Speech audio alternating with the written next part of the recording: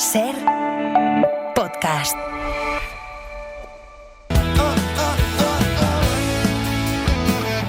Hoy por hoy Magazine.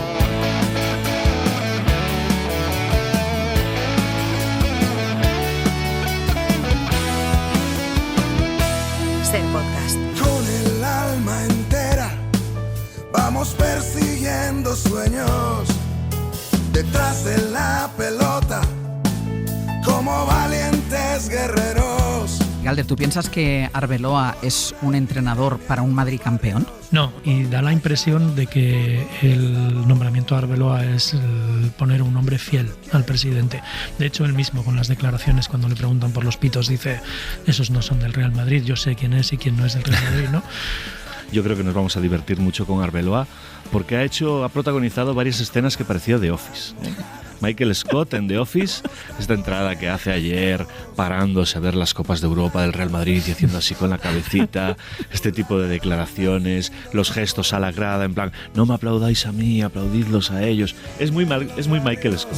Contagiados de fútbol estamos, con rodillas talladas, con los rostros asoleados. Me río porque cuando escucho una semana después lo que hemos dicho, o sea, la rapidez con la que Galder dice no a mi pregunta de si es después de 2 victorias que ahora iremos a ello. Tú también hablando de The Office. Bueno, iniciamos un nuevo capítulo de la dupla con Rafa Cabeleira y Galder Reguera, o si lo prefieren, una nueva entrega de The Office, el The Office futbolístico, en compañía, entre otros, de Álvaro Arbeloa Scott.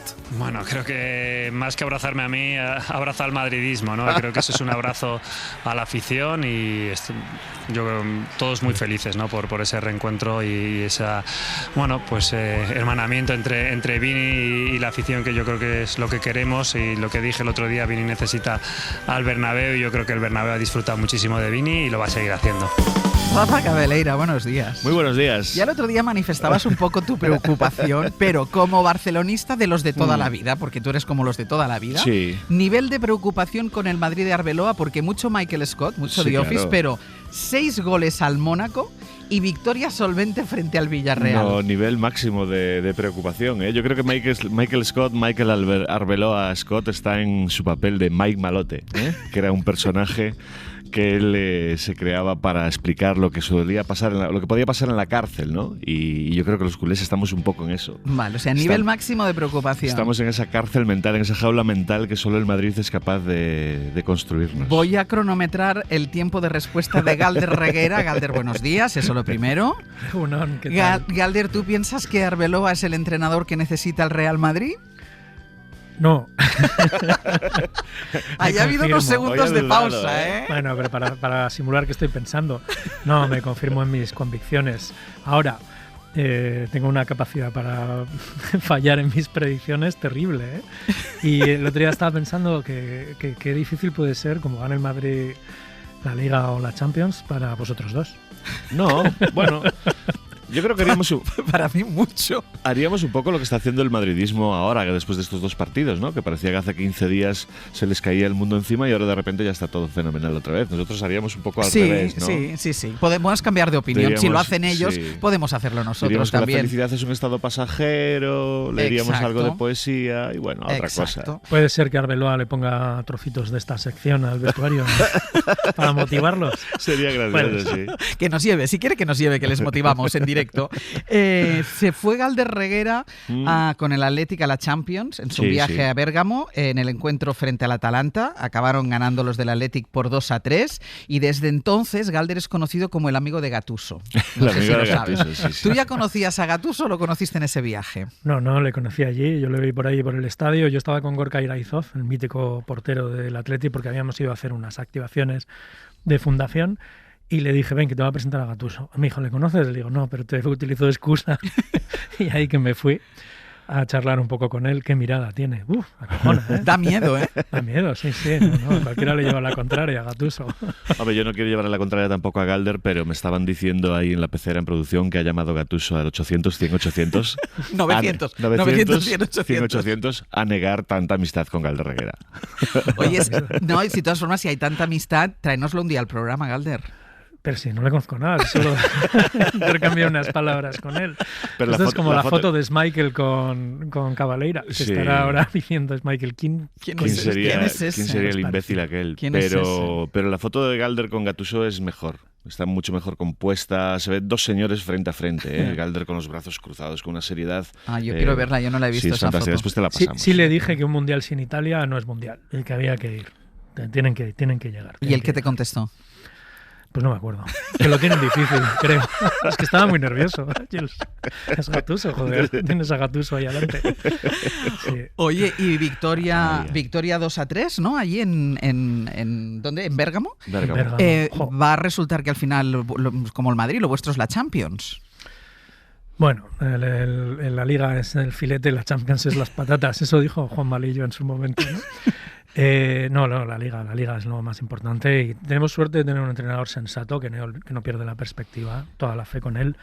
Pero qué partido, porque ya en la previa, la convocatoria, había mucha gente que decía que sí, Valverde tiraba la Champions, etcétera. La primera parte sufrimos muchísimo y en la segunda parte, bueno, pasó lo que no está pasando esta temporada, que a veces este juego tiene mucho de suerte y el balón entró cuando en otros partidos no había entrado. Yo creo que no he gritado más en mi vida los goles que sobre todo el 1-3. Y hubo un momento que yo creía que el tiempo se había parado. Yo miraba, me metió el 2-3 el Atalanta, yo miraba al marcador y veía 85, y volvía a mirar 85, y volvía a mirar 85. Y le dije a Gorka, estos cabrones han parado el tiempo, ¿qué? Y no, es que no avanzaba, no. Vaya días nos viene. Ahora tenemos al Sporting en casa, sin afición visitante, el derbi con la Real, Valencia en Copa. Uf. ¿Y hay Champions esta semana también? Sí, ahí vamos. Bueno, esta semana tenemos un super partido, Real Madrid-Benfica, o sea, Mourinho contra Arbeloa. Esto no es para... Bueno, voy a decir, no me lo pierdo, sí que me lo voy a perder por horario, pero bueno. Sí. Esto es como cuando en Pressing Catch luchaban dos de los malos. Dos de los malos. Sí. Te iba a decir que el otro día, escuchando la jornada de Champions aquí en la SER, en el Carrusel, me di cuenta de algo que es bastante habitual ahora, que es lo mucho que le cuesta a los aficionados disfrutar del camino, ¿no? Porque, por ejemplo, la Champions para el Athletic debería ser una cosa casi un premio, ¿no? No debería haber tanto sufrimiento. Y yo veía a Marquínez y a Garrido, lo mal que lo estaban pasando, pensaba en Galder y decía yo, joder, qué poca capacidad o qué difícil es en el fútbol, ¿no?, disfrutar del camino. Y me pasa también con los equipos recién ascendidos. Ya. En el Oviedo tienen ya una bronca, tantos años sin volver a primera, y ahora que estaban para en primera, cabrearte. Sí. Acabo de ver la foto de Gattuso y de Galder. ¿Qué te parece? Me voy a hacer un póster. No digo más, me voy a hacer un póster. Bueno, la semana pasada íbamos mal de tiempo y nos quedó pendiente la Copa África, el fútbol africano.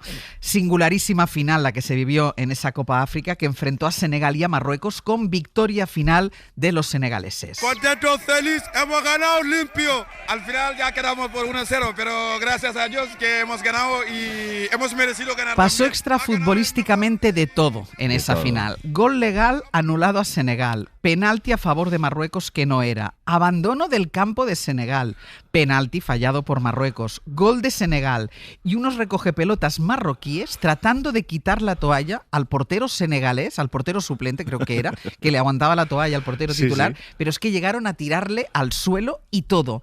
Yo no sé, Galder, ¿habías visto tú alguna vez algo semejante? No a ese nivel de intensidad, no. Hay un precedente que es un jeque que paró un partido en Zorrilla en el Mundial 82, en Francia-Kuwait, con un penalti que no le gustó, que creo recordar además que luego el árbitro se echó para atrás, pero esto es parte de la leyenda, no lo he comprobado, pero no, fue increíble. O sea, ya con el gol que le anulan a Senegal, que es la típica africanada de Copa de África, de árbitro súper casero, pero es que luego el penalti de Brahim, que se deja ahí caer de mala manera, y Thiago mandando a la gente al banquillo, yo decía, esto es increíble. O sea, se estaban retirando con todos los ojos puestos ahí, con una sanción que les podía caer tremenda.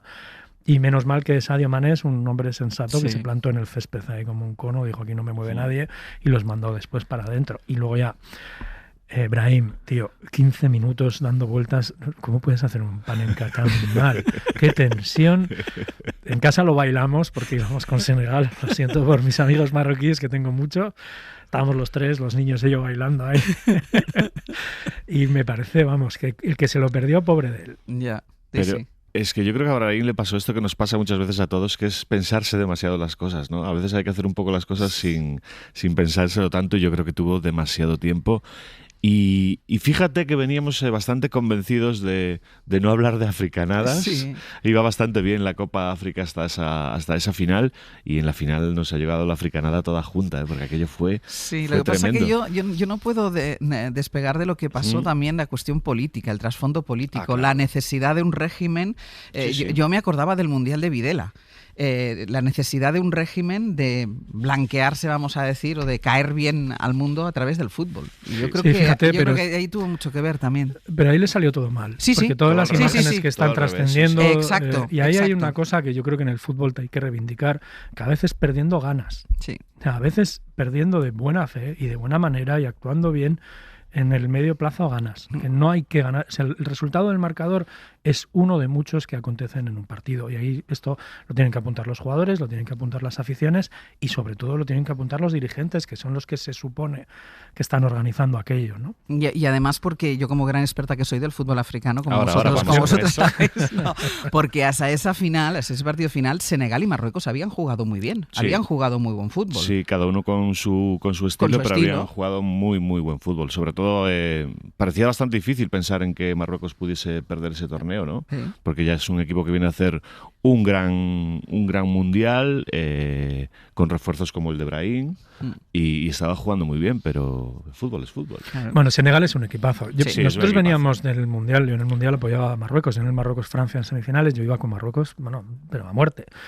Ojalá hubiera llegado Marruecos en la final y me costó muchísimo en este campeonato por todo lo que se iba viendo y sobre todo en la final. Y luego es que se suele hablar mucho, pues, cuando se habla de fútbol africano, pues, de falta de táctica, etcétera, y es un error. El otro día se vio una Senegal súper bien plantada en el campo. Juvenal, que era el comentarista del partido, decía que había sido compañero de Pape Thiaw en el Alavés y que le sorprendía el nivel táctico del equipo, porque era un equipo súper trabajado. A mí me flipó el control en la prórroga, en un momento en el que cualquier otro equipo se podía haber venido abajo, ¿no? Porque eran de terrible tensión y lo hicieron todo bien. A punto estuvo, o estuvo muy cerca de la sorpresa Marruecos. Ahora recordaba ese partido contra Francia, Galder. En el próximo Mundial, Rafa, ¿tú crees que equipos como Senegal o como Marruecos pueden dar la sorpresa? El próximo mundial va a ser complicado de analizar por muchos Por el horario, sobre motivos. todo. El horario, vamos a ver qué pasa con el tema este de los visados, los aficionados que puedan viajar, el clima que se pueda vivir. Va a ser un mundial complicado. Pero yo creo que sí, yo creo que sobre todo Marruecos está ahí. Cada vez son más las selecciones africanas que tienen esto que dice Galder detrás, ¿no? Este trabajo táctico, técnico, que ya no viene solo en la preparación propia de los partidos. Son futbolistas que ya se preparan así, casi todos en academias europeas, desde muy niños. Bueno, y muchos jugando además en equipos europeos. Y esa falta de rigor táctico que muchas veces se le acusaba al jugador africano, ahora cada vez es más difícil de encontrar, porque cada vez son más jugadores europeos. Y luego hay una cosa que a mí me fascina, bueno, me hubiera fascinado ver a Galder y a sus hijos bailar con el gol de Senegal, pero una afición en las gradas como de una Copa África se ve en pocos sitios. Imposible. O sea, el color que dan y sobre todo la naturalidad, ¿no? Aquí en Europa parece que está todo mucho más pautado, pero allí hay una naturalidad que a mí me llama muchísima la atención, un colorido. Sí. El señor este que va disfrazado de Lumumba durante todo el partido y se planta ahí como si fuese una estatua y no se mueve durante 90 minutos, eso es imposible de ver en otro... Y luego la afición bailando, es una maravilla. Galder, ¿cuál es tu vinculación con el fútbol africano? ¿Qué supuso para ti el Argentina-Camerún, que fue el partido inaugural del Mundial del 90? Pues mira, yo tenía 15 años y examen de latín al día siguiente y entonces me fui a estudiar a casa de mi mamá, a casa de mis abuelos, para estar aislado y entonces pensé, hombre, si inauguran el Mundial lo pongo ahí de fondo, no lo miro mucho y estoy aquí con mis rosaes y mis declinaciones y al de 10 minutos pues estaba pegado a la tele como debe de ser. Y recuerdo muchísimo el gol de Oman Billy, que esté saltando ahí en el cielo, cabeceando hacia abajo, el error de Pumpido y la explosión de alegría de está ganando el pequeño, ¿no? Al gran campeón del mundo. Y desde entonces he seguido muchísimo el fútbol africano, porque yo creo que no sé, es como la revancha de los débiles, ¿no? Sí. Ver ganar a Camerún contra el campeón del mundo, o cuando un equipo africano como Senegal en 2002 que ganó a la metrópoli, a Francia. No sé, es como que te cura que siempre ganen los mismos, ¿no? En la vida y en el deporte. Sí. ¿Y a ti desde cuándo te gusta? Si es que sigues el fútbol africano. No lo sigo tanto como Galder, es verdad, pero estaba pensando ahora en ese Argentina-Camerún y me ha venido un recuerdo de soledad. De estar de niño, hijo único, solo en casa. Viendo a una Argentina-Camerún. Sí, viendo a una Argentina con tristeza, ¿sabes? Me han dejado solo. Allí fue cuando tus padres ya descubrieron que ibas a ser el raro de la familia. Iba a ser el raro de la familia. Sí, me ha entrado así un sentimiento malo de estos de decir, ay, qué solo estaba yo de pequeño, ¿eh? Yo conocí a Nkono después, tuve la suerte de conocerle muchos años después. Pocos momentos he tenido yo de se cierra un círculo, yo le cogía la mano, decía, hostia, es la mano de Nkono. Galder, ¿tú crees? Él decía Rafa, que se entrenan o se preparan en escuelas europeas. Es verdad que muchos juegan en ligas europeas. Han nacido aquí incluso. Exacto, muchos han nacido aquí, pero han decidido aquí en Europa y han decidido jugar con el equipo de sus padres, de su origen. ¿Tú crees que todavía vive el fútbol africano bajo el estigma o el lugar común de ser un fútbol así como anárquico, muy físico, muy musculoso, pero que tampoco va a más? Sí. Bueno, al final todos los análisis parten de prejuicios. Hay en el sentido etimológico lo que viene antes del juicio, ¿no? El prejuicio.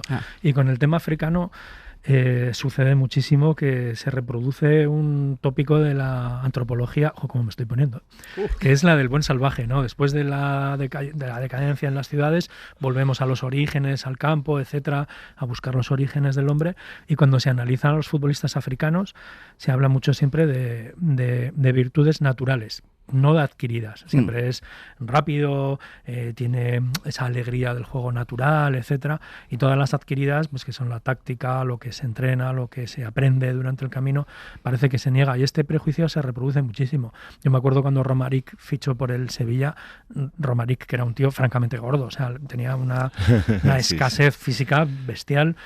Todos los análisis en prensa ponían músculo africano para el centro del campo del Sevilla. Y pensaba, músculo, Romaric. Se arrastra por el campo, el pobre, ¿no? Pero era técnicamente un jugador enorme. Y si os fijáis, siempre se reproduce lo mismo. Siempre que un equipo ficha un africano, hablan de eso, de músculo. Pero mira, tú antes hablabas de Nkono, hay el prejuicio de que los porteros, de que los africanos no son buenos porteros. Y Nkono desmiente absolutamente ese prejuicio. Nkono, N'Diama, Kameni, muchísimos, sí. El propio Mendy, ¿no? Que ganó la Copa de Europa con el Chelsea. Sí. Bueno, cada vez ese tópico va cayendo. Es cierto que ha habido selecciones que eran muy potentes y fallaban en la portería. Ghana, por ejemplo, en 2010 tenía ahí un portero un poco flojo. Pero no deja de ser también otro tópico. Y también incluso cuando se analiza a ellos se habla de que son porteros de mucho reflejo y poca ubicación. Que a veces incluso te dicen, no, parece buen portero porque reacciona, pero en realidad está mal posicionado y está repitiendo un tópico. Y ahora pasa eso. Yo leí un dato que decía que el país que más jugadores aportaba a la Copa África era Francia, y particularmente la zona de París. Es un dato muy curioso. Entonces, en este mundo global en el que las identidades han cambiado, tenemos Iñaki Williams, que es vasco y ganés, las dos cosas, pues todo esto se va matizando también. Oye, qué buenas historias nos daban los porteros africanos también a cambio, ¿eh? ¿Os acordáis de Peter Rufai, aquel portero nigeriano? Que era rey, ¿no? Era príncipe, decían que era príncipe. Sí, ¿con quién jugaba? No me acuerdo. Con el Deportivo de La Coruña. Con el Deportivo de La Coruña. Sí.